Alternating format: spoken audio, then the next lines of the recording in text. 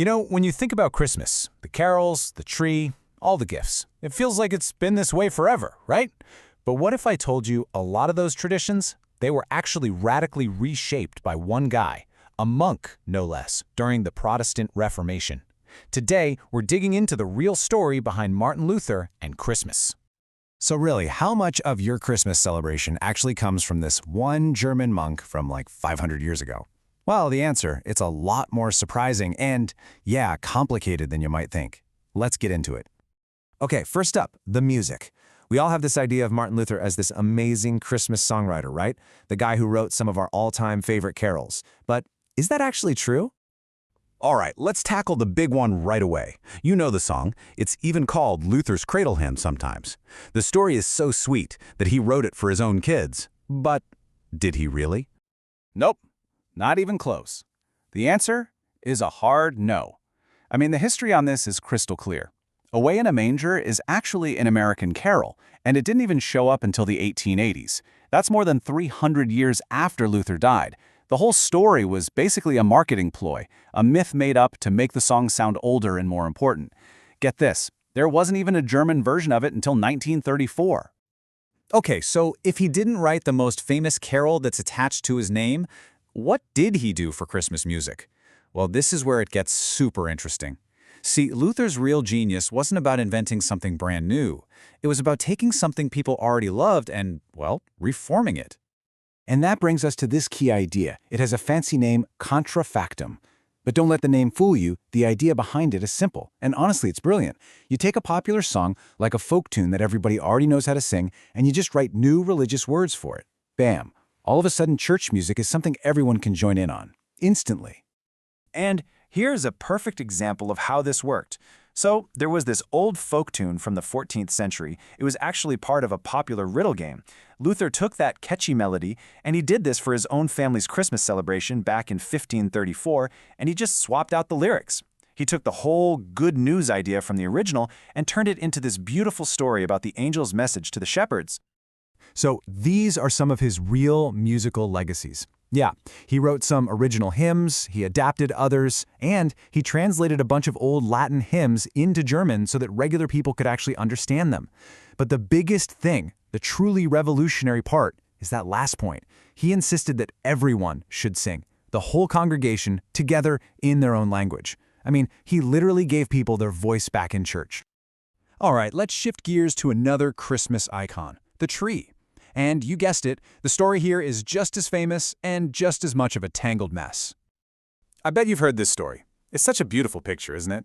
Martin Luther, walking home through the woods at night, he looks up and sees the stars just sparkling through the branches of the fir trees. And he's so moved that he rushes home, brings a tree inside, and puts candles on it to show his family. It's a fantastic story. But, of course, the reality is a bit more complicated. The truth is, the tradition of bringing evergreen trees inside goes way, way back, centuries before Luther was even born. I mean, back in the 1400s, people in Germany were already decorating what they called paradise trees with apples, to symbolize the story of Adam and Eve. So no, Luther didn't invent the Christmas tree, but he was about to play a huge part in what it became. And you see the pattern here, right? It's the exact same thing he did with the music. He took a custom that was already there, a folk tradition, and he reformed it. Think about it. The paradise tree with the apples was all about sin and the fall of man. But by putting candles on it, Luther totally changed the meaning. Suddenly, it was about Christ, the light of the world, coming to save us. He made the tradition popular by packing it with this powerful new Christian message. Okay, let's move on to our third and final tradition, presents.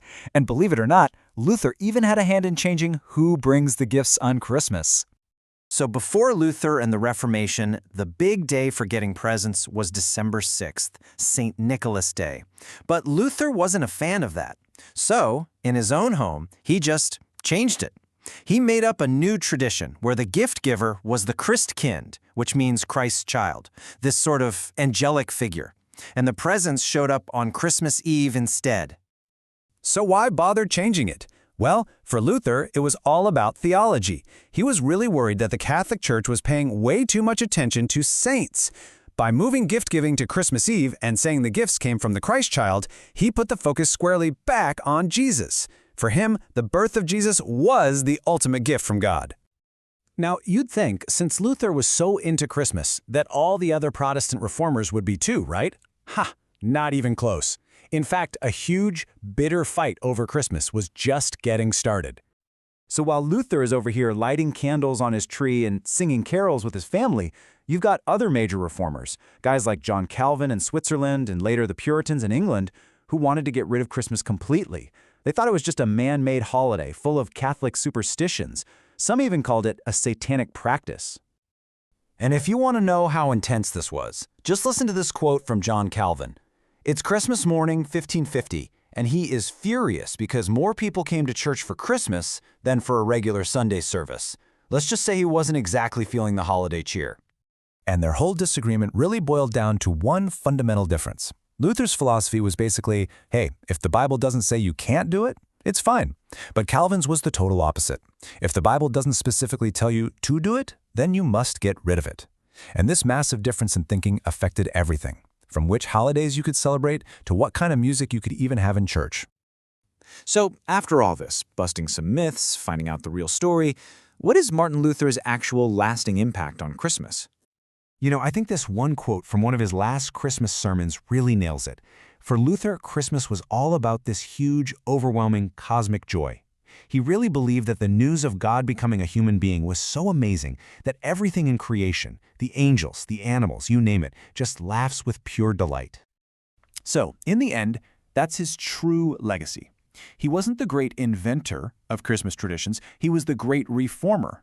He didn't create these things out of thin air. He took the traditions people already knew and loved and packed them with new, personal, Christ-focused meaning. He's the one who really helped move the celebration from a stuffy, formal ritual into the home, making it this joyful family thing all about God's grace being a free gift. And that kind of leaves us with one last thing to think about.